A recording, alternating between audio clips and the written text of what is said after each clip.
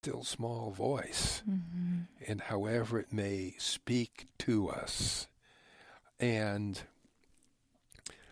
then that becomes I think the inner guide. That's how I experience it. I agree. I think it's the exact same thing we're speaking to and using slightly different nuance on the language. I love as well along all those same lines when you talked about the soft voice, that the story of Elijah in the Hebrew text. And here, if you read the passages throughout his life, it always seemed to say Elijah, comma, who walked in God's presence. Elijah who walked in God's presence. And he's performing all these really amazing miracles. And at that certain point when he takes on the challenge from Queen Jezebel and ends up calling fire down when the wood was all dried out and there had been a drought in the land, and he called forth this fire to come down onto the wood, and this was without anything else happening. But before him, she had 100 prophets of Baal, and they were doing trance work to bring about the same result, and they didn't. Anyway, long story short, with what happens, he ends up being pursued by Jezebel, who wants to kill him. So he's out in the desert, and he's very angry. You know, his life is threatened. He's discouraged. His anger and his experience is so often the same type of experience that we all have. We're here in life. We're giving our all. We have hopes. We have dreams, and the dreams don't get fulfilled. Life ends up being hard. We're not sure why it's hard. They're just all of this experience of tension and stress. And so he's out there feeling all of that and ends up hearing, go to this one cave and I'm going to pass by. And it's when he goes to the cave and he has 3 very loud things happen, but it says God's presence isn't there. So I can't remember quite. I think it's like an earthquake, a column of fire, and something else, but they're loud, like the loud wind. Mm-hmm. It's only when a whisper happens after all of that, and he immediately knows. Ah. And then everything turns around for him. I think he ends up getting taken up and away after that point. But that's what I always like to think of, is that we have a lot going on around us and within us that are like fury, that are confusing, and we'd like to think that the answer we're looking for is going to come with that same loudness. Mm-hmm, mm-hmm, mm-hmm.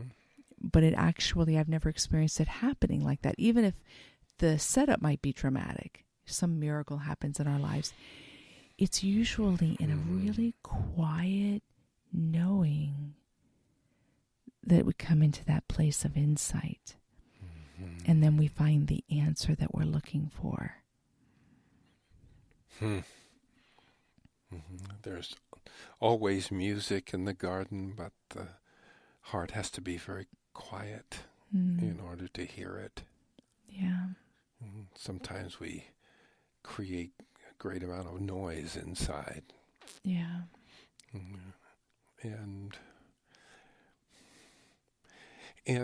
what do you find that is working best for people in order to keep those inner discoveries, or to continue to hear that voice in the midst of this din and clamor and storm and drang that's all out there? Yeah. Well, it would probably not be a surprise to you that since my passion is meditation and all of that, that when somebody has cultivated a certain natural propensity towards having meditation each day, or truly entering into that openness and silence each day, I usually find that that's the greatest sustaining quality.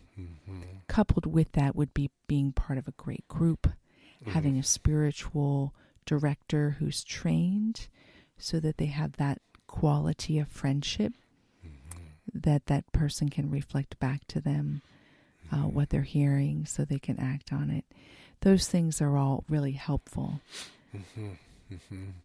Yes, there are many things that can connect us up. In fact, I find myself getting people to take retreats or time off or whether stop the clock. Right. And find that peaceful place. Find that place where you're in touch with the fact that in this moment you can find an island of peace. You don't have to plan anything in the future, and you don't have to justify anything of the past, but to enter the moment as fully as possible. Yeah. And in that silence, and sometimes I'll have people, perhaps reflect upon moments of awe or of great discovery, that they may have been through, epiphanies that may have happened, or times of feeling great love. Everyone has those kinds of sort of transcendent kind of experiences, even if only for a moment. And to reflect on it, maybe visualize it, maybe talk about it. And if I tell you to tell me about a wonderful experience in your life, you begin to feel it as you tell me. Your desire to pass it on to me makes you feel, and when you feel it, again, you're in a trance. But the trance that you're in is governed by this beautiful experience that we might call sacred or something like that. And then, once having found that, you have to come back regularly and touch it. And if you go too long without touching it, then you can lose it. Then you might have to take a whole weekend or maybe another week to find it again. Just as in, I guess the ninth labor of Hercules, he had to fight Antaeus, and Antaeus was a giant, and he was the son of Gaia, the earth, and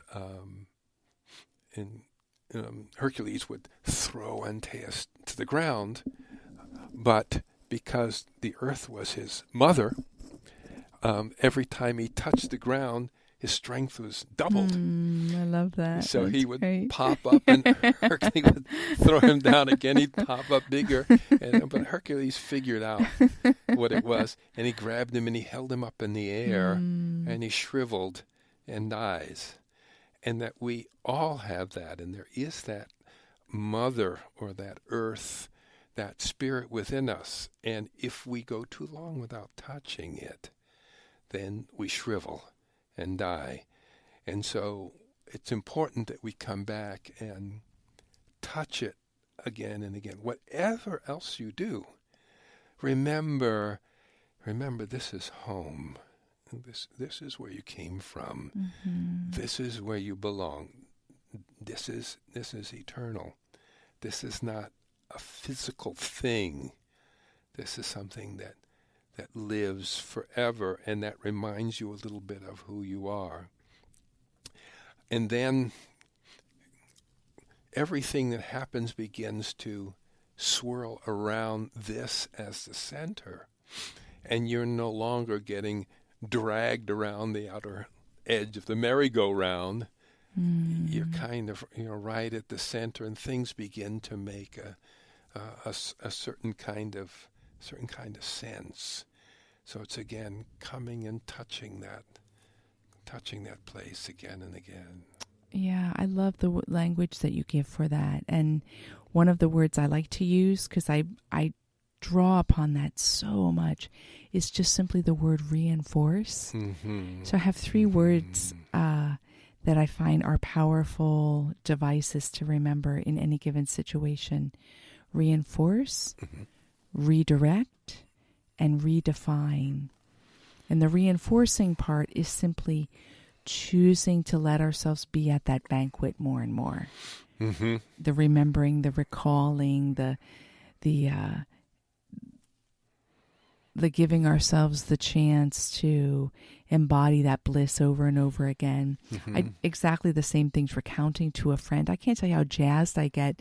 Even talking about that 5-year-old, I can't express any of those timeless moments without feeling myself just vibrating with its truth. Yes. And I know that's the same for everybody. Yes.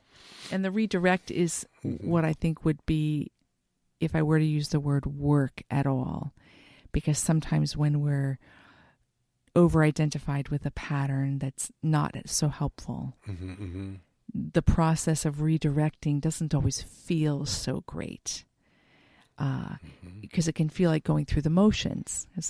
When we're caught in a pattern and we want to be in a different state, sometimes just simply applying ourselves to a different practice, while it doesn't feel great, it begins to break up the pattern. And the redefine is, I find for myself and for most, that normally when stress happens between myself and anything in the world, whether it be a person, place, thing, event, situation, I'm influenced because of the way I've defined it. And there's always the opportunity to redefine. Yes. Even in the very simple way, which one of my particular learnings and teachings consistently that really forms a larger container for what I do is the teacher dissolves the teacher. If a person truly lets everything be their teacher, everything without exception, then what is divine in that teacher can come forward. And then what happens is that very teacher ends up dissolving, and the lesson becomes a natural arising from within the heart. So it's like I set up an I thou. It's like, okay, it's me and this stress, but then I truly surrender into it being my teacher. And not just in a mental way, but in a full living way. And then as the teaching happens, there's a revelation. Something new comes forward. And in that newness, I find that I'm actually one with that. And the lesson is within me. So similar to what you're saying, those three words form a fun approach, I find. It's close to what and how I see it, and really the source of our illness, the source of so much goes on in our thinking, because in our things happen in our lives, and often things happen not the way we wanted them to, not the way we had expected. We buy something and it doesn't work the way we thought it was going to work, or we do something and we're not as successful as we wanted to, or someone we trusted betrays us, or things happen that are different from the sort of ideal image that we would hold in our mind of how it should be. And when that happens, then there are two pictures in our mind, one of which is what we wanted or hoped, or would have wanted or hoped, and then the other is what actually happened. And the two aren't the same. And so they're both in our mind at the same time, and so there's a cognitive dissonance between the two of them. And that dissonance is picked up by the old mind, by the paleocortex, by the limbic system, by the fight or flight part of us, and it sees that there's a conflict. And it says conflict, well, you can die from conflict. And so it then sends you into a fight or flight kind of state. So the result of that is the chemicals that part of the brain puts out triggers anxiety or triggers